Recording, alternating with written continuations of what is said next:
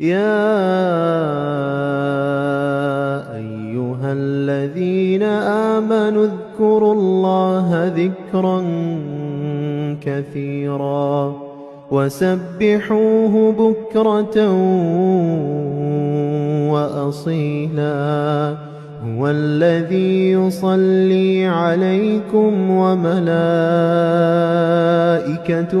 لِيُخْرِجَكُم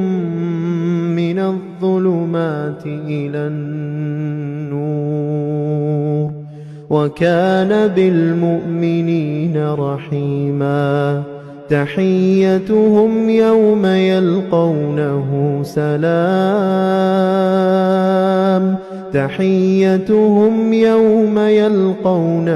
سَلَامٌ وَأَعَدَّ لَهُمْ أَجْرًا